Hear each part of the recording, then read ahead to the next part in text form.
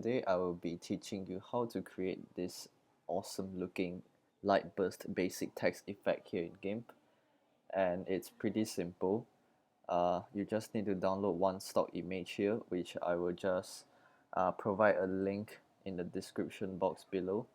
So we'll just go to new document and create a new document of any size you wish. Hit OK and go to your paint bucket tool and fill it in with black.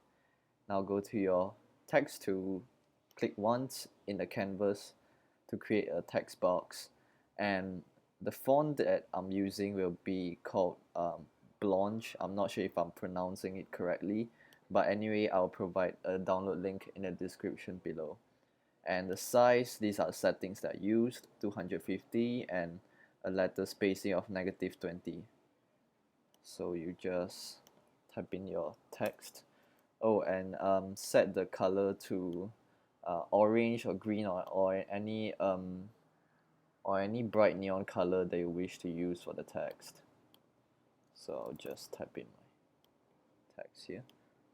Oh, and don't forget to adjust it accordingly, because the letters here are way too tight. Alright, this looks good enough. So I'll go to layer, auto crop layer, to convert this text layer into a regular layer, and go to your position tool, alignment tool, and just center and middle to align your text layer properly. Now the next thing you want to do is to create this gradient that allows the color to transition from dark to light.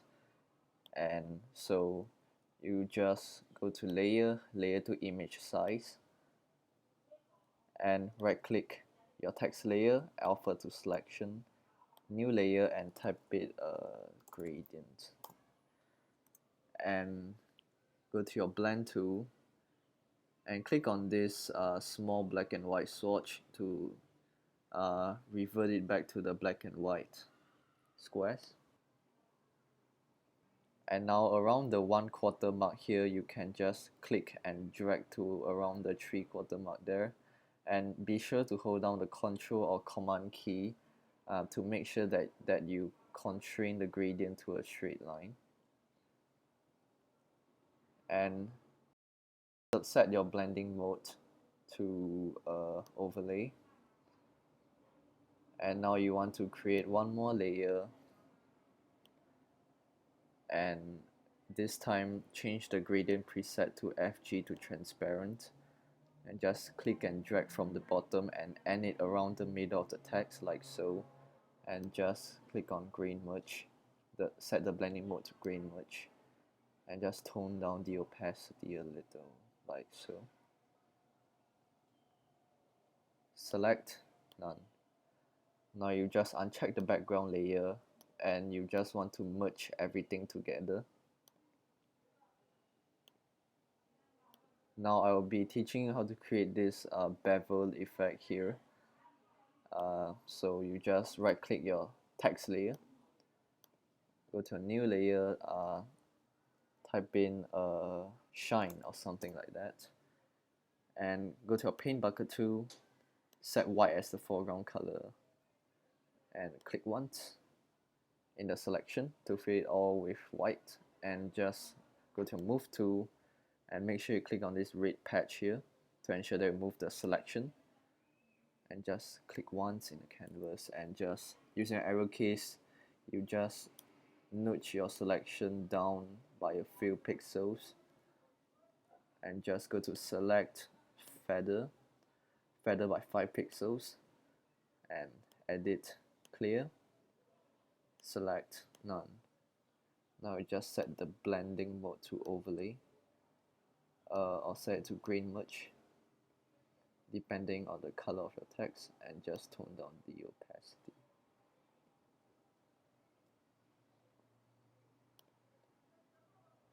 Now that you have created the shine layer, you want to merge it down with the original text layer again by clicking on this shine layer and clicking on merge down. Now that once we have finished creating this based text here, we can now proceed to create these awesome starburst effects here. So duplicate this text layer and click on the bottom one and go to filters, blur, Gaussian blur.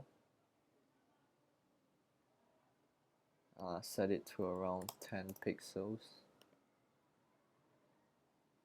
and you can repeat the blur effect if it's not strong enough. Now you want to go back to your original copy, the unblurred one. Why not just name your original copy as original to prevent any confusion, and just duplicate your layer and click on the layer that's underneath the original one and just go to filters, blur, motion blur, and now you want to set around a length of 104, which is to give it a pretty big blur. And you might want to tone down the opacity a little to ensure that it's not too overpowering, and just name this the big blur. And you want to duplicate your original text layer again and click on the layer that's underneath it and go to filters, blur, motion blur, and this time you want to assign a smaller value than what you previously set for your first blur, around 50 in this case. Hit OK. Just adjust the opacity as you deem fit. Now you want to just rename your second blur to the small blur. You want to drag this small blur layer up above the original text layer, and you can see that this white part here just kind of extends across, which is really nice. Now you just go to new layer, name it orange glow, which is what we will be creating next. Go to this blend tool and select orange as the foreground color again. Now set the shape as bilinear, and from the middle of the text, just drag down and hold down the Control or Command key while you're at it. Now set the blending mode to overlay. Now you can see this gives it a really nice subtle orange glow at the middle. Now it's time to add in the lens flare. So you want to just navigate to the folder that has your lens flare image here and just drag it into the Gimp program. Now just go to your size, your scale tool, and make sure keep aspect checkbox is set on, and just drag it down to resize it, make it smaller. Now go to your move tool and set it onto the normal mode again, and just hit on move the active layer and just move it like so. And to get rid of this black background around the lens flare, go to your blending mode and set screen as the blending mode. Now you can see that this lens flare is blue in color, which we don't want. So we'll just go to colors, desaturate, luminosity, hit OK. And now you can just go to colors, brightness, contrast, and you can play around with this contrast slider depending on how intense you want the lens flare to be. Like this will be moderate, hit OK, and you can just play around the lens flare. And there you have your very own awesome looking light burst text effect here in Gimp. I hope this has been an amazing tutorial for you so far. Thank you so much for watching.